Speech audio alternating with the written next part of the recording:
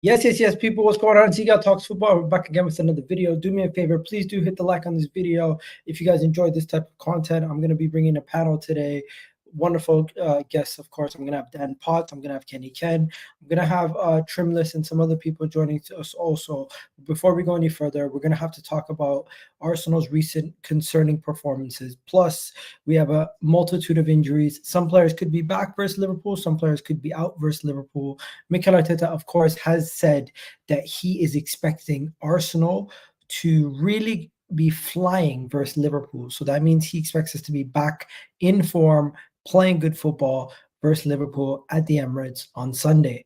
Plus, before we go any further, please do hit the like button on the video one more time. I'm just going to say that. Thank you for 30K subscribers. Now we're on the road to try to get 35K subscribers. But of course, if you guys are new to the channel, please do subscribe. Now, the first guest for today's show, of course, we got Kenny Ken in the building. Kenny Ken, what's good, man? Massive. You know, like I said, this is the first show I've done today. Same concerns. You know, the performance yesterday, you know, asked more questions than it should have. But again, the game was so boring and so uninspiring. You know, sometimes in football you got to fill your boots. And I don't understand why we didn't fill our boots against a very, very poor side. There's no excuses really not to fill your boots against a team who gave us less problems than Bolton Wanderers did a few weeks back. But bro, it is. I know it's. I don't want to make excuses, but I'm about to go on to make excuses right now. Did you see the Champions League today? Inter. It took them a 90 something minute winner to go on to get a winner to beat Young Boys. I see what you mean. Liverpool. Liverpool. I think what it is that, you know, Liverpool, as I said on the shows before, Liverpool not there's not, you're not going to be seeing grunge, you know, grunge rock, Nirvana, Foo Fighters type football. You're going to see a bit of classical music football, mate. Beethoven, Mozart, Tchaikovsky, Peter and the Wolf style football, because Liverpool, you know, Arne Slot knows he's got the players in attack, but where Liverpool went wrong last season is that off the ball there were two kamikaze, especially in Europe. And, you know, he feels the best way to get that excellent group of players is to give them more kind of control game. So expect to be bored out of your nut on Sunday, because Liverpool are not going to come to play expansive football. I can promise you that. Yeah, you know what? Since it's not the transfer window yet, I'm just gonna get some of the random rumors out of the way. But Trimless, what are you saying? You saying, my bro, man? You saying you good? I'm doing well, man. I'm doing well. So sorry, let's get. I don't know my this name. is Kenny Ken. If you haven't met him before, Hi, Trimless, yeah, Trimless Guna. Nice to meet you, bro. Yeah. That's a crazy nickname. Do you always not have a trim? Like, what's going on? Now, basically, when I realize when I'm gonna be doing these podcasts, I'm lazy, innit? I'm not getting a trim every week, so there's gonna be hella videos of me just looking trimless. So I said, "Bun it." It makes sense. I could talk. Look at me, bro. I'm trimless right now, bro. Oh, come on, Gal. This is real trimless. Me and trimless are real. No, look at that. I even have a mustache. I never have a mustache. There's no coming up soon, innit? All right, let's go into this. First things first. Arsenal could decline the chance of signing Raheem Sterling on a permanent transfer. Charles Watts has reported this. Guys, for one of our signings this window, already we're not looking to keep him on a permanent. Raheem Sterling has not really looked good. I'm not surprised. I'm not surprised at all. But this just goes to show you that we're not happy with Raheem Sterling. We see him as just a panic buy. And right now, he hasn't added any value to us yet, bar his performance in the League Cup. But yeah, talk to me. Are you guys surprised at all? Raheem Sterling, it looks like Arsenal could decline the chance to sign him on a permanent. I don't know if it's around 20 or 30, but it was something between that. He's surely not worth that, as his performances right now are not worth 10 million. Well, the thing is, again, what performances? Because, you know, if you look at where he's played, he hasn't really had been considered. You would have thought he would have started yesterday. He didn't.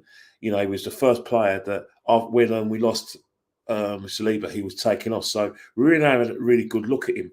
I suppose you can go by saying, but realistically, that left-hand side, if you are going to be looking at, getting, like players in, for a start, you're going to want to get a younger player, an up and coming player, someone you think can, I said strength us in that position, because that left hand side is still an issue for me. But in terms of Sterling, how do I say it kindly? Sometimes there's some players that when they start playing first team football at 17, 18, by the time they get to Sterling's age, they're in the veteran stage because the amount of football they played, and they tend to lose effectiveness. And you look at Raheem Sterling, he's not the player he was. You think if we're having this conversation 3 years ago when he just came off the Euro 2021, when he was England's best player, for me, I would have laughed at you. And if you said 3 years later, Raheem Sterling will be bombed out by England, and Chelsea will bomb him out and saying that he's not part of their, and they would pay Arsenal to keep him. And and that's it. I would have laughed at you, but let's be honest. Raheem Sterling, is he the long term? He's only short term. Yeah, he's a short term. Trimless, there's not really much more that needs to be said on Raheem Sterling. Do you have anything to add on it, or should we just move on? No, I agree, man. I agree. It's not really seen enough anyway. So yeah, man. Just would you go back in for Dusan Vlahovic, or do you think Arsenal as a football club, we're past that? We've been there, done that. Not happening. He didn't want this, man. He didn't want this. We gotta keep it stepping, man. I only want players that want to fight for the team and desperately want to be there, man. Okay, so you're saying none of this Vlahovic talk? No, man. I'm not here for it. I'm not here for it. What about you, guys? I'm intrigued to know what you think. I don't want Vlahovic. I'm more intrigued in some of the other guys that we're potentially going to be linked to. And also, TalkSport is not the most reliable source, but Vlahovic, we have been linked to him numerous times. The question I have is, why is Juventus always trying to get rid of him? If they really are trying to get rid of him, because it seems like he's always available in the market. Every window, Vlahovic to Arsenal, Vlahovic to Arsenal. Like, eventually you got to just realize this must be agent links, because he realized he made the wrong decision at the time. If he would have joined Arsenal, it would have been a different story, but he didn't do that. Anyways, do you have anything on Kenny? Do you have any topic, anything to say on this before we move on? Well, I think the Vlahovic thing. Again, we've moved on in terms of the problem with Arsenal under Mikel. Every season the style of play changes. Every season the priority changes. That's why some players, when they outlive their utility to the guy, he moves on. Right now, this has no substance, because the only player that we've solidly looked at is Sesko, and that hasn't changed for me. I'm saying that he's better than Vlahovic. I'm not saying he's better than Gyökeres, but if you want to talk about concrete, actively going for a player, it was only ever going to be Sesko. So this Vlahovic thing, nah, not really. Again, I agree with Trimless. You weren't interested 3 years ago. We've moved on now as a football club, and in terms of our needs. If you think about top player that is going to get us over the line and get the 25 goals a season, I ain't seen enough of this guy to say he can do that. The transition from Italy to here, nah, no way. What about this guy, John Duran? He's been linked to Arsenal. You know what? Let's see him in 2 years' time if he's still doing what he's doing. I think when you think about this guy right now, 2 years' time, I think he's ready right now. You say that, but sometimes when you get these players in, and they're in form, you got to ask yourself: is it class, permanent class, or is it form is temporary? That's the thing you've got to really sort. And I think Duran falls in that category, because why not Ollie Watkins, who's a more established player, more experienced? Why him? I think Duran is better. Call me crazy. I think Duran is a better player than Ollie Watkins. Well, you need to. You know what? I think we're only going to know that at the end of the season if he's still doing what he's doing. Because right now we look at a player that's in red hot form, but if you think about it long term, at the end of the day, they always say form is temporary, class is forever. And I think right now it's too early to say that he's a player going to. Right now, he has a better goal per minute than any player in Premier League history. Yeah, that's right now. But let's see at the end of the season if he's the right sort of player. You've got to see what he does in the full set. Personally, at his age and his time of experience, I'd say look at him at the end of next season to see if he's going to be that player we need. It's too early. By then it might be too late. But what you saying, Dan? Basically, we were linked to John Duran from Aston Villa as a potential signing. Would you be up for that? I would. I think the ceiling's higher than Watkins. I do. But right now, Watkins is obviously scoring more goals, but he's given the opportunity to because he's playing ahead of him, right? What I will say is Duran being 35 million in the summer, or if we get him in January, because of how well he's playing. How much would he cost? Villa are not going to want to get rid of him for that, are they? So that's what I will say. Oh, am I back? Yeah, I don't know what happened. Am I back? Can you hear me? Yeah, we can hear you now. Yeah, man, I get it. I think John Duran is a quality player, but I don't think it's gonna happen. Ollie Watkins, recency bias. Watkins did last season. I don't think Watkins is a better player than him. I'd rather have the younger up and coming player than have Watkins. I don't know about you guys. Would you rather have Watkins? I'd rather have something established right now, just because of how close we are. I just think I'd rather have Watkins right now. But of course, if you're talking about ceiling and long term, then Duran looks like hot property right now. But yeah, I'll take Watkins, man, because he's doing it, innit? He's doing it, and that's what we need. Just someone who's just literally just doing it right now. I'm just gonna say this. I'd like to apologize to all the Real Madrid people out there. We are not on your level, and please, you guys don't need all these quality players. You can give us somebody, because we are linked to we are linked to this guy, Arda Guler. And I don't know if you guys watch the Euros, but this kid is a baller. And by the way, the source is my favorite Portuguese outlet. I call them Pacheches, as they basically make up stuff all the time, and that's their name. But here is one of those articles from Pacheches.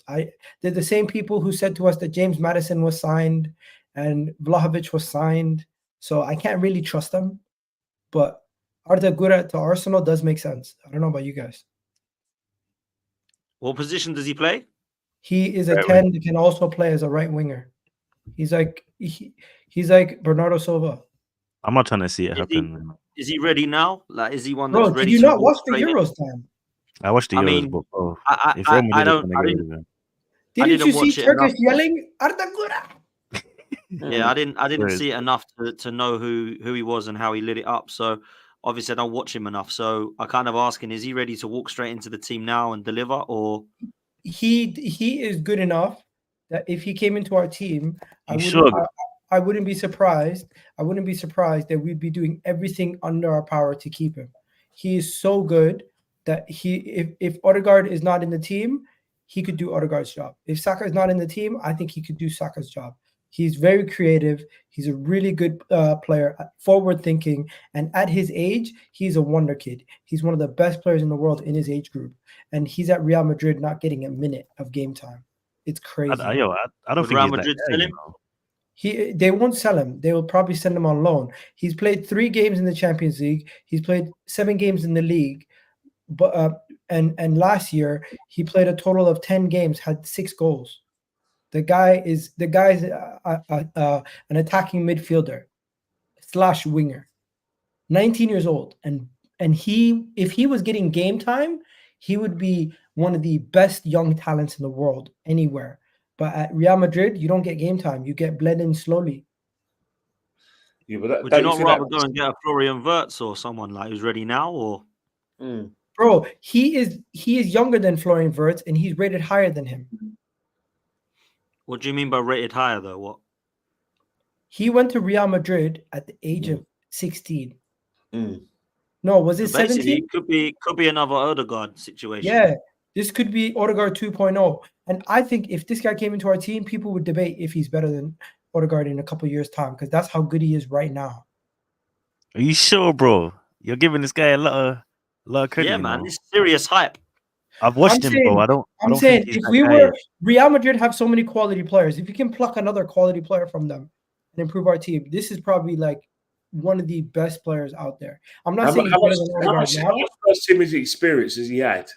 Bro, he was playing for Fenerbahce at the age of 16. How many games has he played for Fenerbahce? He played for Fenerbahce in 2021, 2022 when he was 15 years old, bro. Right, you know the thing about it, right?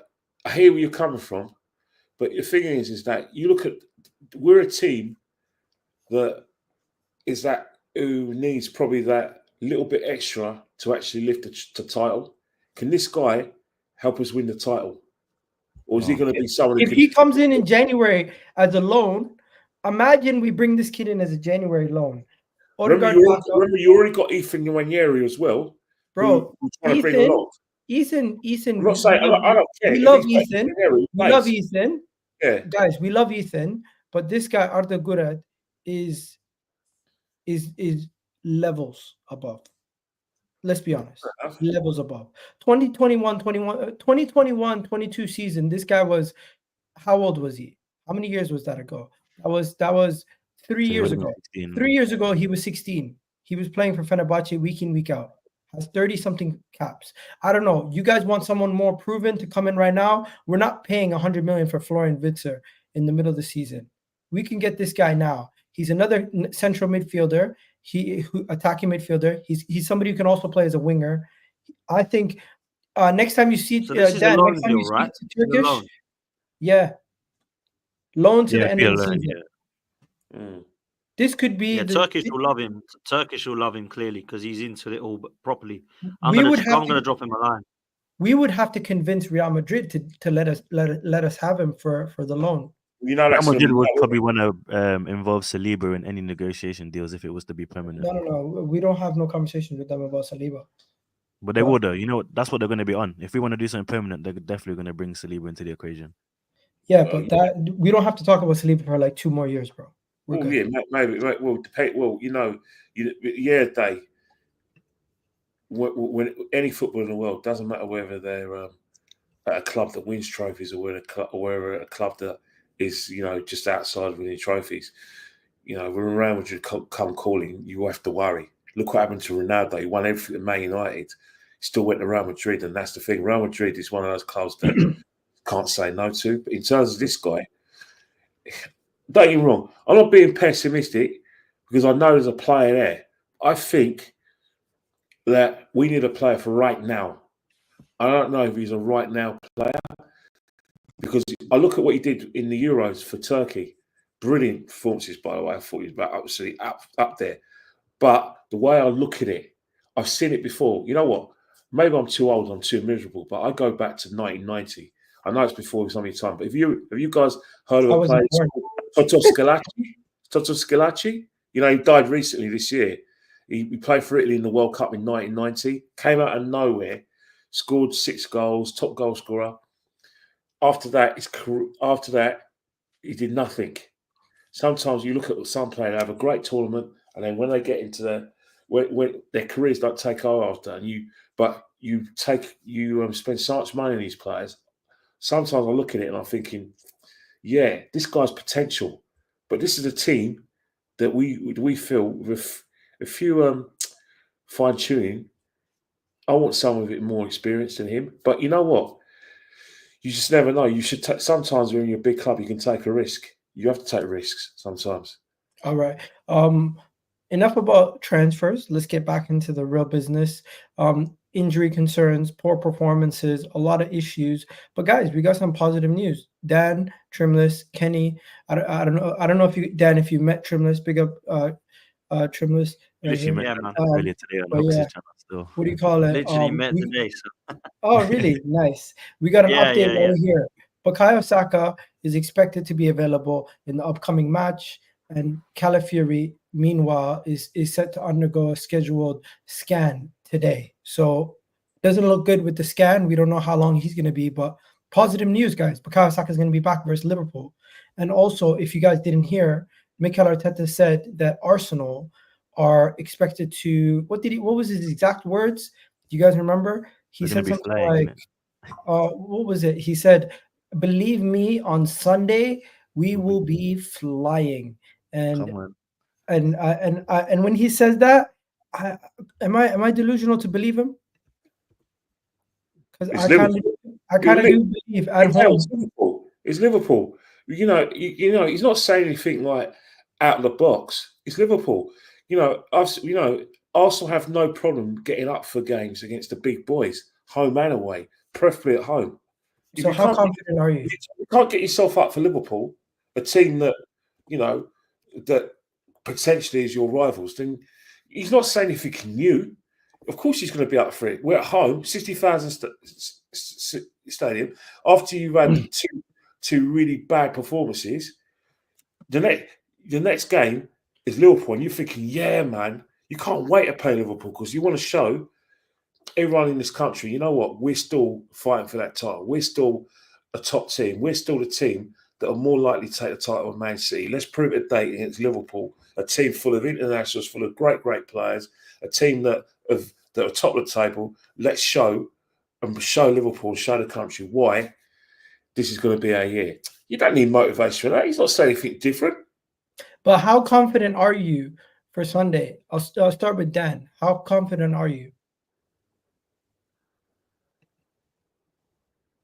Did we lose him? Dan, you there? He said he's having Wi-Fi issues though. Can you guys hear me? Yeah, we can. Hear you. I don't know. Man, you're like in and out, man. Let me come out and come back in, man, because this is driving me insane. Go do that. Let me know, guys. How confident are you with the situation? Their goalkeeper's out. Jota might be out. I'm not sure if he's 100% out, but let me know. What do you guys think? So it's all that matters is if Salah turns up. That's no other name I'm really concerned about. It depends if Salah turns up or not. Because let's be real, he's been the playmaker and he's been on the end of things. So I know there's been this Gravenberch hype, but I watched the game against Chelsea. Caicedo played better than him, so maybe that little pepper patch might be coming to a little halt now. I'm not concerned. I feel like Partey will even have a better game than Gravenberch. I'll be so real. Obviously because Gravenberch played a bit better, it looks like more hype. It's like oh shit, but realistically, it's like that's probably what Liverpool expected when they brought him in the first place anyway. So, but we'll see. We'll see if it can last. But I think it's going to be a boring game, as Kenny said earlier, like a 0-0 thing. I can see obviously Liverpool defensively they've been all right this season. Us, I know people have questioned our defense, even though we've only conceded like 8 goals. It's not the end of the world, and let's not even talk about the Leicester and Southampton games and being 10 men. So for me, I think it's going to be like a midfield battle, defensive, back and forth. But yeah, so it's just if Salah turns up, bro, no Liverpool fan can turn around and give me any other player that I should be concerned about. I'm not even trying to be biased or chat. I'm more worried about ourselves. I'm like, yo, Bukayo Saka is back. Now that I'm hearing 100% Saka is going to be there for Liverpool, I'm like, yo, I'm feeling more confident ahead of Sunday. I'm feeling more confident with the injury situation. I'm feeling more confident about everything. But Liverpool are top of the Premier League and UCL. Fire. AK, fair play. They're doing their thing in the Champions League. They're doing their thing in the Premier League. They are performing really well so far this season. I think Arsenal is going to be the best team they've played so far this season. We're going to see what we can do to them. I'm not 100% sold on Liverpool yet, but I'm not disrespecting them. But I am confident in my team on Sunday. People are saying we're going to get humbled. We'll see. But AK is right. At this moment in time, we still have to show them a lot of respect. They're top of the EPL, top of the UCL. Kenny, how are you feeling? Are you confident? Or are you worried? No, one thing that is a fact. We're going to be up for it. It's factual. Because there's simple reason. It's respect. As a top 6 team, not only are we going to be up for it, the crowd are going to be up for it. The people who support us, the diaspora who are not in the stadium, they're going to be up for it. So that game takes care of itself. Personally, I think in terms of Arsenal, the onus is on Arsenal as the home team to actually have a go at Liverpool. Have a go. And I can, as I said earlier in the conversation, Liverpool are not going to give us, gifts. Like you think about the game when we were 3-2 against Arsenal Liverpool. Remember on the counter-attack, they conceded the goal after 1 minute from Martinelli, and then they got themselves back in the game, 1-1, and then just before half-time, Saka scores on the counter-attack again, and then they get back in the game and they give away a silly penalty. And the season afterwards, all the goals they gave us at Emirates were gifts, mainly because of us in the counter-attack, the pressure. I think they're going to look at that and think, right, our last 2 visits to the Emirates Stadium, this is what's happened. Psychologically, if we'd beaten Arsenal last season, we'd have been 8 points ahead. We beat Liverpool. We've got it down at 2 points, and then we've turned that 2 points deficit into, 7 points at the end of the season. Liverpool going to look at that on a slot, as I said. Forget Jurgen Klopp and his, rock, grunge rock, football, Foo Fighters, Nirvana, forget it, man. This is more Mozart, Peter and the Wolf, Tchaikovsky and Beethoven, classical music. He's using that. And I think it's going to be a cagey game. I really expect it to be a cagey.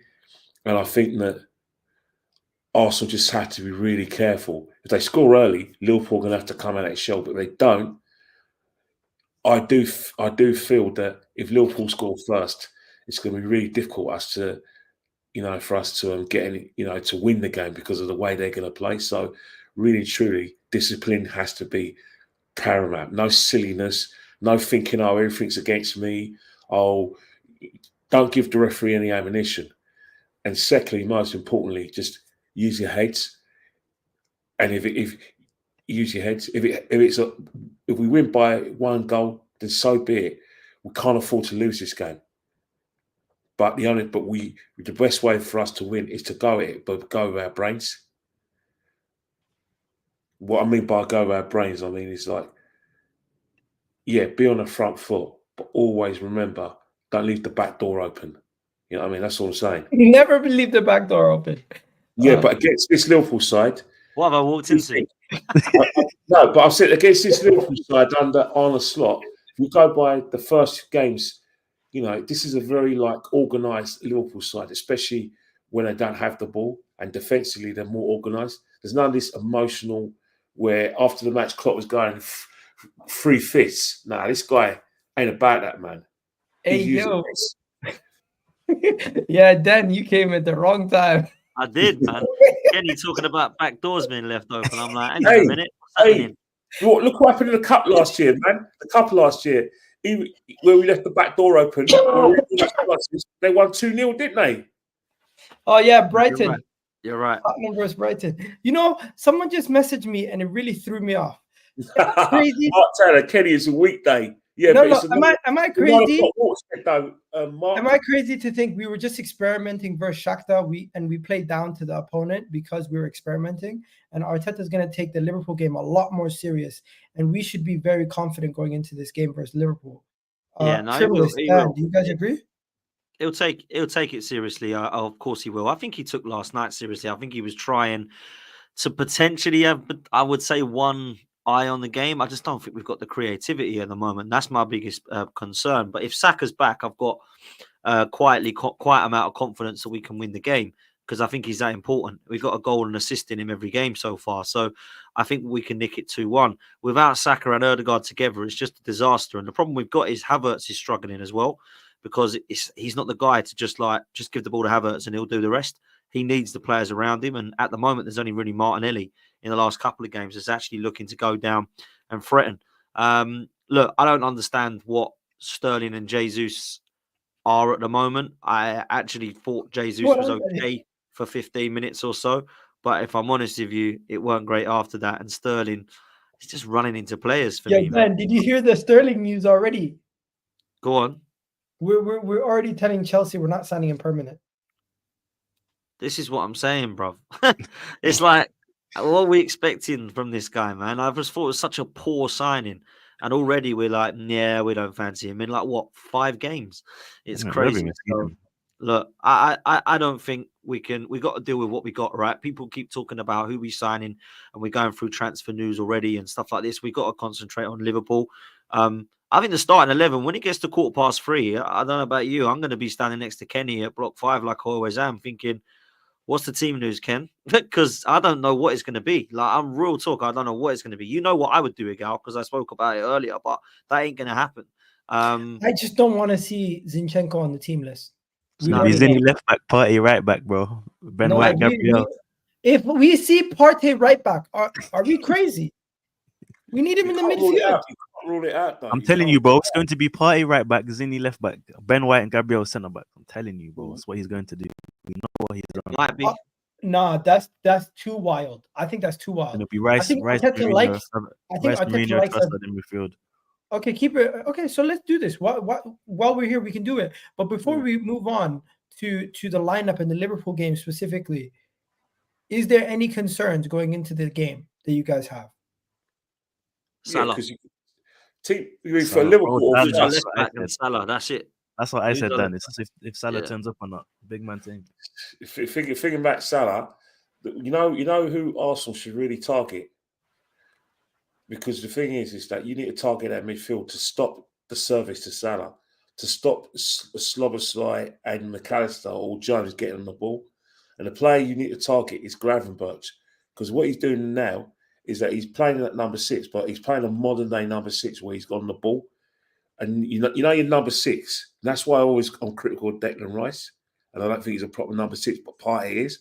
The modern number 6 doesn't only just win back the ball and get recoveries. He doesn't just protect the back four. He also is good on the ball, and he actually brings the midfield into the game. Like how Partey and Odegaard, when Arsenal play their best football, Partey and Odegaard is basically said Partey he's using his body, turning, pass, get to Odegaard, Saka, we start an attack. This guy has got the potential to do that. So what we need to do is sit on this guy. So if we sit on Gravenberch, what we can do is that McAllister, I'm saying a lot of today you're going mad. Yeah, but you know what I mean. If we try and stop Gravenberch, right, that means McAllister and Jones have got to go back and retrieve the ball, which means Salah and all the other guys have got to come back and retrieve the ball when they're ineffective.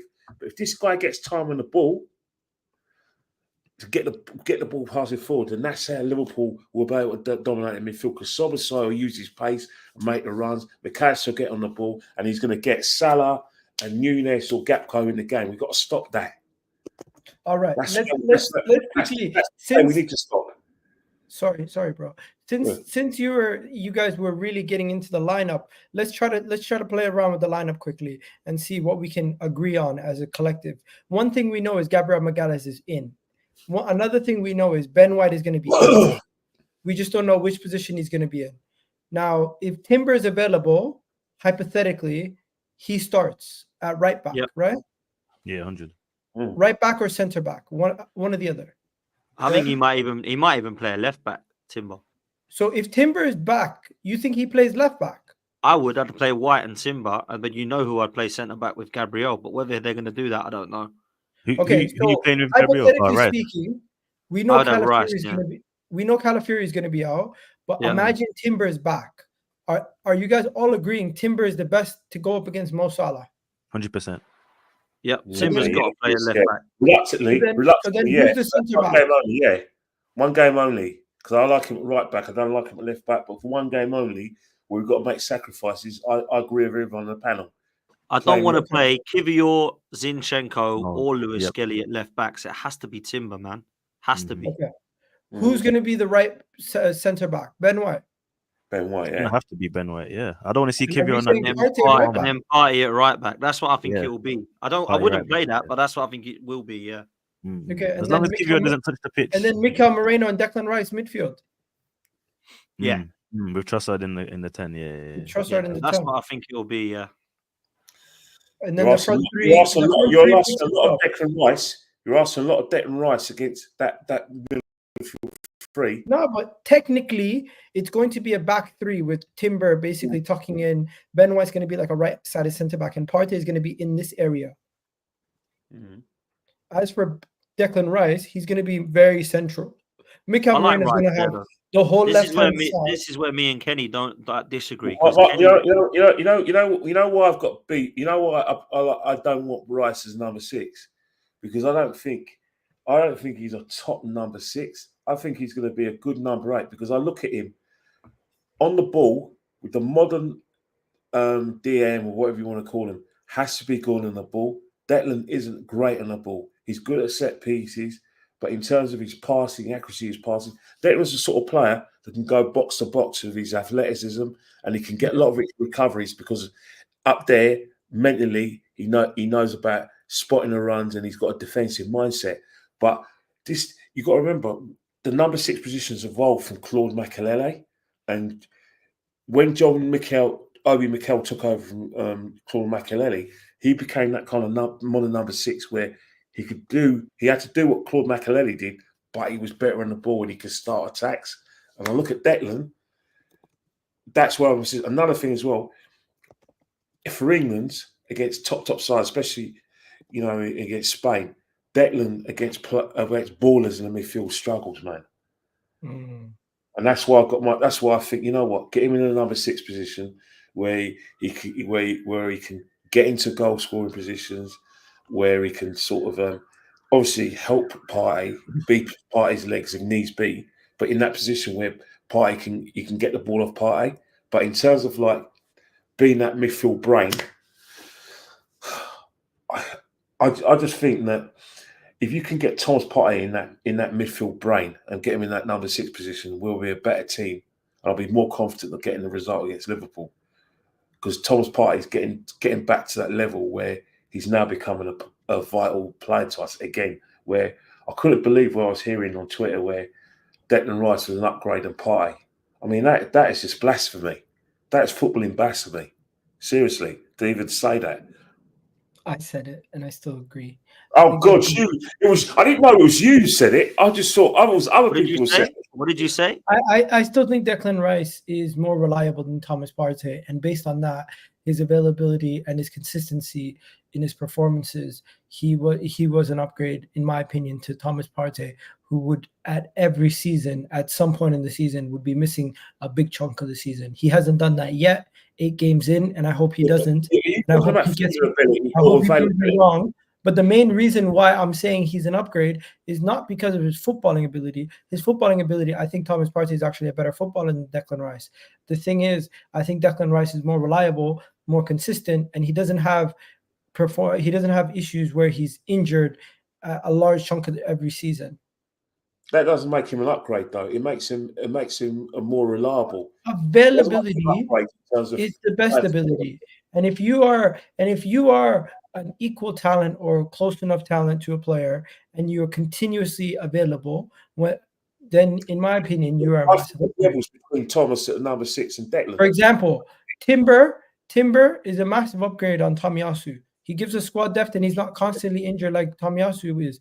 I know he was injured last year. That's a bad example, but this season, Tomiyasu still hasn't touched pitch. Where Timber, he's played left back, he's played right back, he's been all over the place. He's even played center back, and I can see him being an upgrade on Tomiyasu, for example.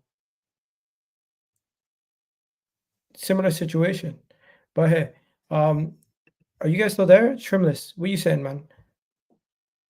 No, I'm still here. I'm still here. No, I was just taking it in. I was hearing Newman's points. Yeah, I don't know, man. I don't know. I'm still a bit concerned in that department. But maybe, I don't know. Maybe Arteta might finally give Skelly the keys. You know, this could be the game where Skelly gets the keys. First Mo Salah. I've seen worse happen.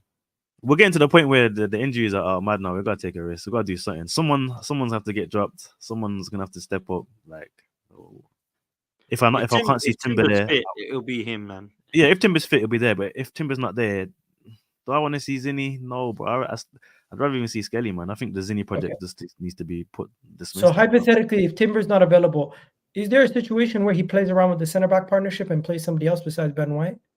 No. Don't know, bro. I think there might have to be, but you know my thoughts.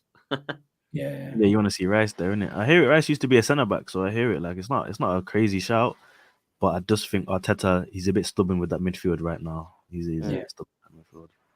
No, I hear it.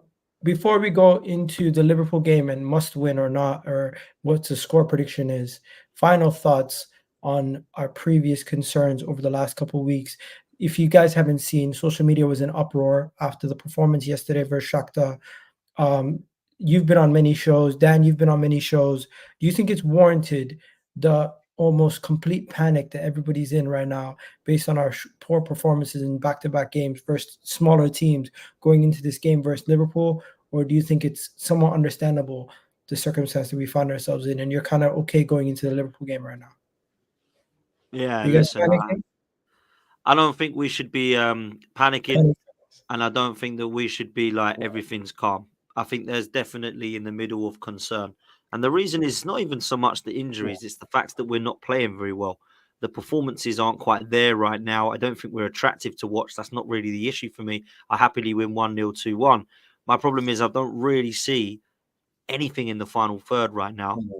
And I think for the first time in quite a while, I'm not really sure that any of the departments are actually clicking. And that's a worry when you're 5 years in and 700 million deep. Now, I understand the injuries are an issue, and that's probably the reason why. But defensively, we're not really sure what we're going to get because we don't even know what the 11's going to be. In midfield, we're wondering whether Partey, Rice, or maybe Partey and Rice might be out of that midfield, and it leaves you with Marino. And then up top, Havertz is struggling because there's no Saka or Erdegaard. So I kind of don't feel like any of the departments at the moment, other than Raya in goal, who, by the way, last night made a world-class save. I don't know if you saw that again. That was world-class from Raya. We've got question marks in each department again, Igal. And I must say, like, as much as I agree with the injuries, this was why I said I don't think we've done enough. And I would love to go, wow, we've got Erdegaard and Saka out, and look how good we still are. I'd love to do that, but I can't. Now, I understand you're going to miss Erdegaard and Saka, trust me. You're going to get a drop off whoever you buy because they're two ridiculously good players. But it shouldn't be like, right, now our attack is now stopped and it's done. There's nothing going forward. And that's what we're kind of getting at the moment. I'm seeing inconsistencies from Martinelli, Trossard. I'm seeing nothing from Sterling or Jesus, which can make Saka feel like his place is up for grabs. It's not quite good enough in the final third right now. And I think that's what's worrying people. I don't get the meltdown, oh my God, we've lost the league and the season's over and Arteta needs to go. That's like, whoa, calm down. We've lost 2 games in 2024. But at the same time, I do get the concerns that people have with the way we're playing. Tremendous. Yeah, I think I agree with Dan there. Obviously, people are going to be reactionary with 2024, man. We know what people are. And if we beat Liverpool now, it's everything's fine. So it's going to be an up and down trajectory. I agree with every department. There is concerns now, and especially with the injuries. I feel like it's a thing of, obviously, when you have squad rotation, different players building up that chemistry and relationship could potentially affect a few performances along the way. Yeah, so I'm not too concerned. Like, even in that Bournemouth game, like that left-hand side, obviously Calafiori and Martinelli, I do like it. It's something that's like is cooking, but it was gonna see a drop off. Like, let's be real, people. There's Arteta is a very specific manager. Players are in a certain space at a certain time for allow that pass, for this overlap. He's very specific. So as soon as another player is stepping in and they're not as sharp as with the rest of the team, when you have like 4 or 5 key players missing, there's gonna be obviously a change of play. And the fact that we've only lost that Bournemouth game and it was with 10 men, and obviously it wasn't a great, even when with 11 men, I'll be real, we didn't play that well, to be honest. But taking the context that it was with 10 men, I'm not concerned that much at all. I'll be real, like, we have slow starts. I wasn't expecting us to start off blitzing teams like we did in February, March last season. So I'm just taking a bit more of a, we've got the 3 points here, we haven't conceded any goals in Champions League, and we know what Europe can be like for Arsenal. So I gotta take things into consideration. So yeah, I do think the reactionary is unwanted, and people just need to relax a bit. Like, there's actually so long left, and it's actually our first away loss of the 2024. So let's just chill, man. Let's chill. All right. I was gonna bring it to you, Kenny, but I'm gonna ask a slightly different question. Get us started with your predictions on what you think is gonna happen in the game, also, and just a little bit of your concerns. Well, first and foremost, I think I said it earlier today. I do expect it to be a cagey game, and if it's going to be one goal, it's going to be a score draw, because simple reason is that it's mainly because of the way Liverpool can approach it and how they were. You only have to see the last bits of their game against Leipzig, basically slam the door in their face. Leipzig had goals disallowed because they're blatantly offside, but they're more organised. So I expect it to. If we don't have the players, the personnel that I feel we need, then I think it's probably be about a 1-1 or a 0-0. But we get the personnel we need, and we play with discipline and take Liverpool, could be a 1-0 us. But that's how I've done it. In terms of the concerns we're having, I say it all the time. Arsenal Football Club don't have any problems when they play the top 6, especially when they're at home. The issues are always going to be against the small sides. And I always say, when you get yourself into bad habits in football matches, eventually they'll come and bite you. And it won't be your Man Cities and Liverpools are going to come and bite you. It'll be the teams that are in the bottom 10 who are going to raise your game because it's you, because of what you've done in the last 2 years. And I think that the performance against Bournemouth, even before we got sent off and even afterwards as well, that kind of performance and result was coming because of the bad habits we got ourselves into against Leicester. Bad habits, not for taking their chances, letting them have spells in the game. And again, the Southampton, bad habits again. And so that's where we need to be a bit better. Another thing as well, the balance as well in terms of that midfield. Don't unbalance your midfield because you're not sure you're scared to play a 17-year-old when at the end of the day you want to get some sort of balance, especially when it comes to creating chances. Make some brave decisions. You talked about getting Guler from Real Madrid, and I've said, boom, boom, boom. Well, yeah. Well, you want more experience. You want, but in terms of like the balance of size, is a necessity because Mikel's going to have to rotate. If he doesn't rotate players coming up to games, especially when we get to you've seen what happened when he rotated the last 2 games. Shaky performance. Even so, just because it didn't work, it doesn't mean the right thing. Yeah, but what I'm saying there is that if you don't rotate, then your better players are going to be running out and empty. And when players are running on empty, injuries will happen. You can't just say, it's just you can't just put injuries down to the international break. Injuries happen because of overexertion and too many games and little rest. And that's why, whether he likes it or not, he has to rotate. A Slot does it. Pep's going to have to do it. You're going to have to do it, Mikel. Not because I'm saying it's the right thing to do. It's simple. It's just because of the amount of games every 2 or 3 days, international break as well, where players are playing for their countries and playing in World Cup qualifiers. The England situation now, even English players can't afford to miss a squad because there's so many players coming through now. So look at the game. You have to use your team, especially now when you've got injuries to key players. That if that's not a sign to rotate, then what is? It's true, but we as you said, and Northside and everyone said earlier on Dan's channel, we struggle to rotate at this moment in time. Arteta hasn't figured it out yet. He hasn't figured out the right mesh. Well, that will cost us the league more than anything else. Injuries and fatigue through not reading the situation, not reading the red zones of your players. Hey, unfortunately, we have so many players out that we're not able to rotate defensively. I thought the one position I thought we were not going to have problems with this season, guys, was left back. What the fuck? Like 5 left backs, bro. They're all out. It's the madness, isn't it?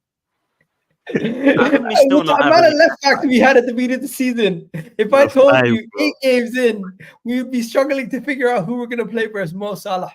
I'll be like, what the fuck? Honestly, how can you have Tierney, Tomiyasu, Timber, Zinchenko, Kivior, Miles Lewis-Skelly, and then go, anyone want to play a left back? We still don't know who to play. It's crazy. It's crazy. I'm praying Timber's fit. Praying. That's the only, praying. I'm praying Calafiori doesn't have a grade 3 knee issue. Bro, right Calafiori off, bro. Did you see the way his knee bends? Yeah, bro, it didn't look good, man. And I saw his face reaction as well, like something definitely popped or something or snapped. Yeah, it's not. Yeah, the worst thing is in football when you slip and you have an awkward fall, anything could happen. Yeah, I don't know if any of you guys. I don't know if any of you guys ever had a knee injury or anything like that, but it's like sometimes you can walk it off, and the next thing you know, you find out it's completely broken. Like, what the fuck? How does that make sense? You can walk on it, but it's broken. It don't make sense. It don't make sense, man. Look at Rodri. Rodri walked off the pitch versus Arsenal. ACL gone.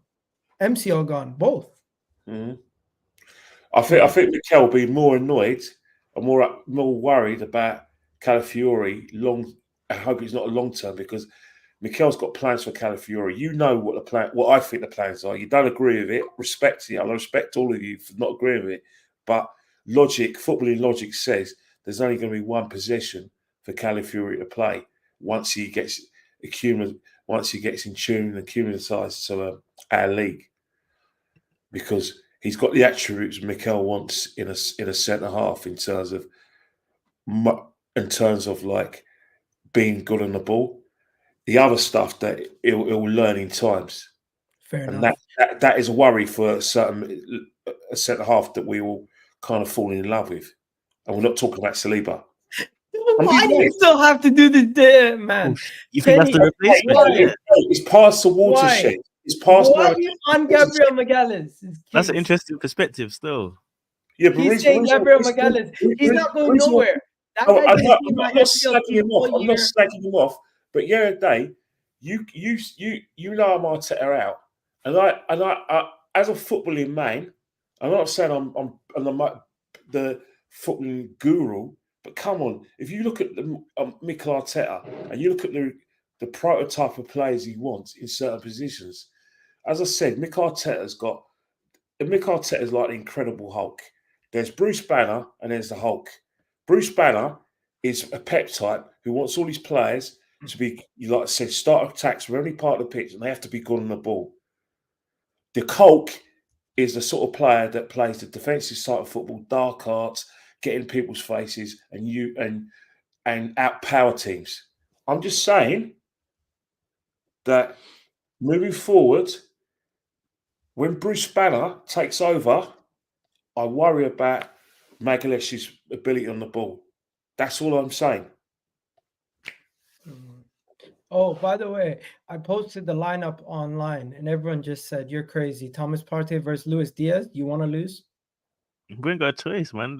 There's no one else. Like, I'm not putting Kivior on that pitch. Ben White is going to have to step in the middle, guys. Like, what else are we going to see? This is Nichols the thing, isn't man, ready. like, it's fair enough saying Party right back, really, but no one's saying Zinchenko left back, really. And it's like you got to play one of them. What do you prefer? Like if Timber's out.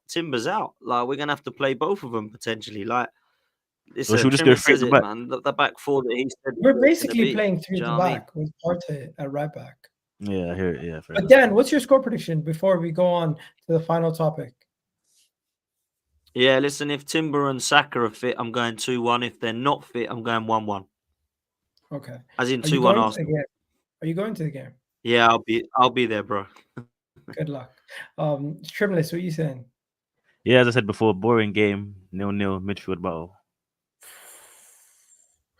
Wow. I'm gonna save mine for the Hussam and I's video tomorrow. So check that out. I'll give you guys my prediction there. I think that gave you guys a little what do you call it? Leave you guys on a little bit of a cliffhanger there. As for the result, you probably kind of can guess where I'm going with the result. But I'm asking you guys: is it a must-win versus Liverpool now? Is it must-win in the sense that we lose this, forget about title race, season Yeah. in Ninety-five distribute? points. There you go. I do think that this season, I think that it'd be 95, 97 points, and Arsenal got to be immaculate, because we've seen in the last couple of seasons, if you're not immaculate with this Man City side, they'll you know what, they will win the race in the final furlong. I was going to say come from behind, but I've said enough of these innuendos and not too many innuendos. So how many points are we behind Liverpool right now? We're 4 points behind them. Okay, 4. so we lose. That would be 7 points behind Liverpool potentially. Yeah, it's right? gettable, And but 6 you don't want to behind be City. again. 6 behind City with 9 games into the season, with a total of what 29 games remaining. Your gal, would you prefer to be 6 points ahead or 6 points chasing? Because I feel like when we're ahead with the pressure, sometimes we capitulate. What are we talking about here, bro? You always want to be ahead. I don't know, bro. I don't think we can hack the pressure. If you have a choice to have a 6-point advantage or a 6-point disadvantage, nobody's picking the 6-point disadvantage to be like, hey, we're gonna take the advantage. No, my point is, I feel like we would play better trying to close down that gap than being ahead. Big man. No, but I would have more. I would feel more comfortable having an advantage, because I also know that the club would have an opportunity to slip up, and when we do, you'd rather have that gap. I don't know. I got PTSD, bro, being The ahead. problem we got is the problem we got. I get what you're saying, because we did crumble when we were 8 points ahead and we couldn't win the league. Being 6 and 7 points behind both of them, even though I still don't believe Liverpool will be there come May, 7 points ahead of us, right? I believe Liverpool still lose games. Manchester City, I think, will lose games. Don't get me wrong, but if we go 6 points behind them, that means to win the league, they've got to lose 2 more games and draw 1 more, on top of Arsenal being immaculate for the rest of the season. Because I know Man City lost 3 games last season. That was it, right? And I don't know how many they drew, but it wasn't many either. So if we're all 6 points behind them, we're asking them to basically drop points in 3 more games when last season they hardly did that. That is going to be a massive ask, man. To win the league, that is.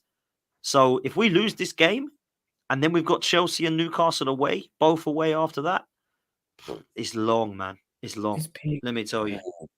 You know what else is peak? We have over 177 people in this chat, and we only have 65 likes. What are you guys doing? Come I on, haven't man. been asking Hit you the like guys button. to stream. They didn't believe in habits. Come on, man. You guys need to hit the like. At least we can get 100 likes on this video. That'd be great.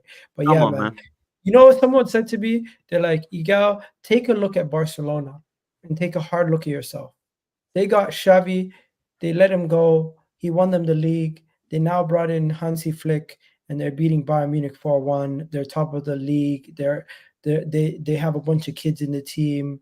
A manager change has gotten them so good that they're about to go on to win the league, and they could be a good enough team to win the Champions League.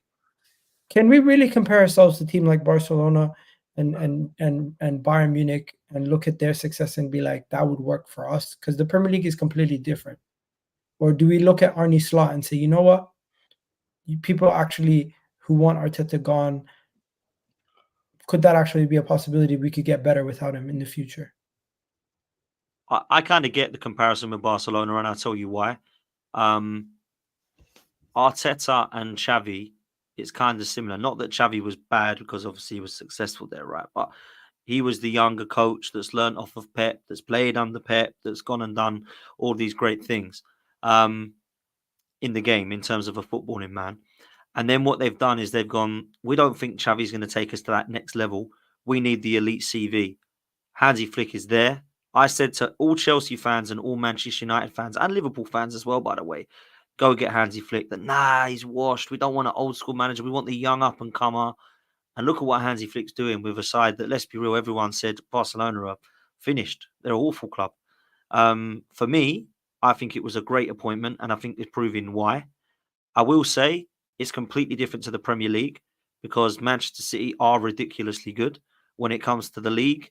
And the Champions League's different, by the way, but they've still won that before. So it is difficult. But for me, when I look at it, I would 100% have taken Hansi Flick. I think he is quality, and he's proven what to do it. Now, I'm not saying Arteta is the wrong guy for Arsenal, because this season in May, we'll know. We will know if we're doing that, he's the right guy. If we're not doing that, it's time to go and we get someone in who can do that. That's the way it is. Or we just stick with him forever and just go, nearly there, 2045, nearly there, 2055, he's nearly won it. Like, come on, man. Like, we just got to go and get across the line.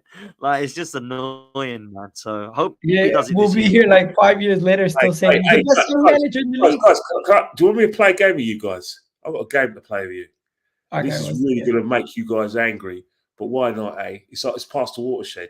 You see this game I'm going to play? Whoa. In 25... You're on a mad thing today. What the hell?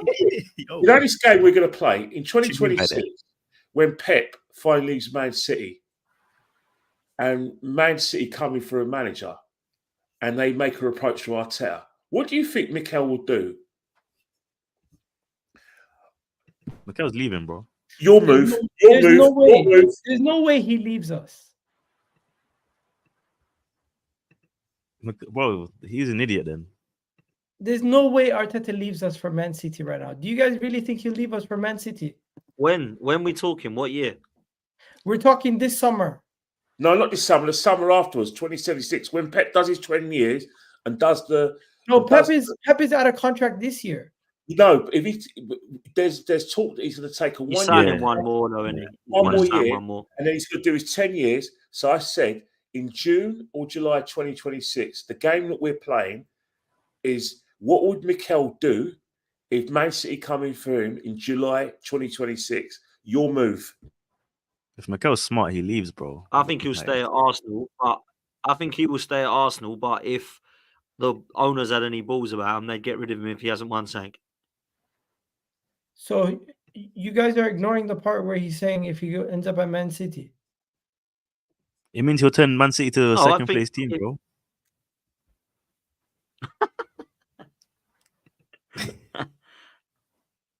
The way you I flip don't know that, what you do at Man City. What you answer it then, Igal. What are you saying? I think if Arteta leaves Arsenal and ends up at Man City, he'll win things with Man City. Well, Steve Bruce would win things at Man City, but what are we doing? You really think so? You're Yes, talking yes. like Sam Allardyce. Long ball to Haaland, bro. Come on. Sam Allardyce said he would win every trophy with them. Man's moving crazy. Listen, I think overall. Sorry to interrupt you. I just Yeah. want to ask the panel, and I want to ask the chat, the audience. What do you think the game I just invented? You just want to hear people say Arteta's gone. Anything to do with Arteta being gone? Nothing to do with that. Nothing to do with that. I'm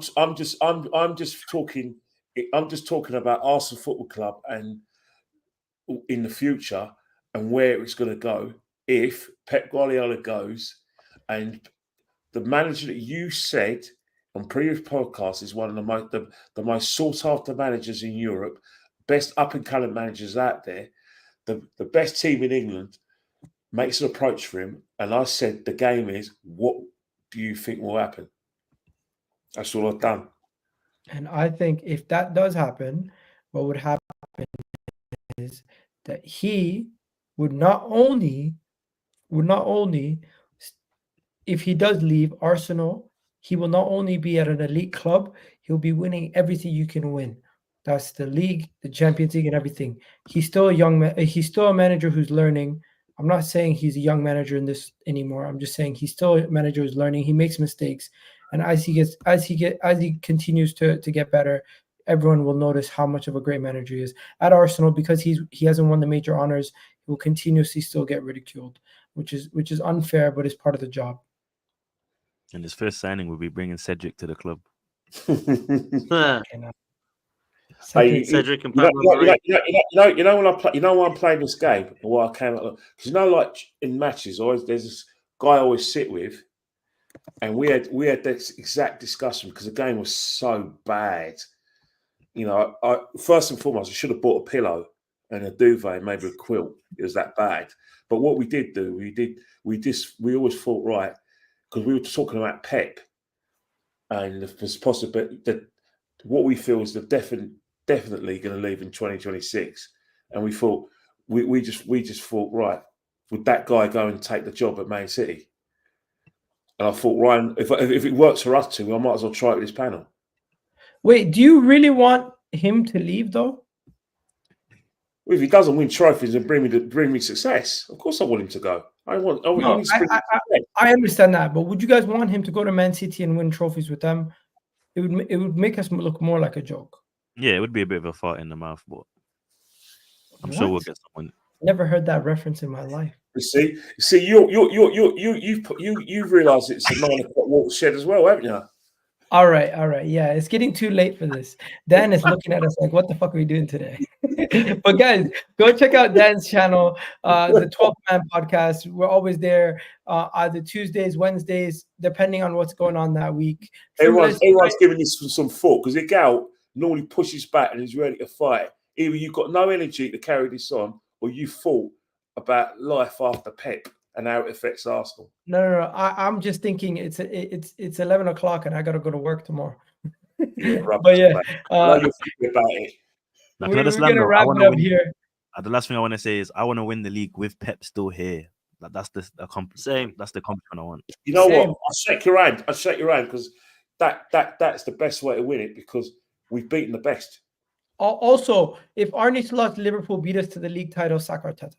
Yeah, sack him, bro. Facts. Don't even let him back in the stadium, bro. He's banned. No, I'm not taking it that far. I still like the guy. I'm just saying he's got to go. I've heard it now. I've heard it first here. A team that's won a European Cup in 2019 and the league in 2020, and the league has won more trophies than we have in the last 5 years. Is a crack team, and if if they beat Bro. us in the title, if they beat us in Arteta's a better manager than Arne Slot. if they beat us in the title, our manager should get sacked. Hey, this is an Arteta's exclusive. a better manager than Arne Slot. This is Arsenal an have a better team exclusive. than Liverpool. Exclusive, If we mate. finish behind them, that's our fault. Anyways, I'm done. Exclusive, mate. I'm done. Kenny's done. on one, man. Kenny's on one, bro. This has been a crazy show. I think I like the 4-man panels the most. I'm out of here. Wait 1 second. One second. I'm gonna redirect to Staffy. Actually, he just asked me. So guys, go make sure you guys go check out Staffy's channel. As I'm gonna be redirecting to him right now. I don't know what time he's going live, but you know when someone messages you just before you're about to leave, it's like, yo, good job, you just caught me. But Dan, you got a show tomorrow? What you saying? Yeah, man. Me and Curtis are on. Me and Curtis short 1 p.m. tomorrow. So make sure you come over to 12th Man Play that game with him. and join us, Dan, man. play that game with him. I will, man. It would be a good person to play it with, Curtis. Do you know what I'm saying? But yeah, man. It's What do you mean? tomorrow, Curtis is just gonna say goodbye. That's what he's gonna say. Yeah, Curtis. He's just gonna be like, what is I can't do a good Curtis impression, but he's gonna be like, he's gonna go to Man City. Oh, we're gonna win the league. He'll get his shirt, do his big shirt, do that with his shirt. Nah, I love Curtis, man. Curtis is amazing. Yeah, likewise. Who else you got on? You got Troops on this week? So I'm on Troops channel tomorrow at 2. So I've got me and Curtis on Football's 12th Man on my channel at 1. Me and Troops at 2. And then I'm going to have a few of the lads on at 4 p.m. So it's me, Goonie, Hooks, Jacobs from Spurs and Jamie Phillips as well. We've got a little panel going together. We do a little Let's Kick Ball session where we just talk all football. So that'll be good. Yeah, man. So there's a few shows tomorrow, man. Busy day. Do you know it's mental? Amazing. I've got loads of shows. I think I've got about 6 shows tomorrow on different channels because of this Arsenal-Liverpool game. It's insane. Absolutely insane. So there we go. Fucking nuts. I'm doing a 5 o'clock show tomorrow, and then I'm freaking driving to London and back. So I got a busy day myself. But I'll catch you guys. Well, have yourselves a wonderful day, everyone. Thank you for watching. I'll catch you guys on the next one. Go support my boy Staffy and show some love to him as I'm redirected to you guys right now. And please do hit a like on the video on the way out and check out Dan's channel. We're out of here.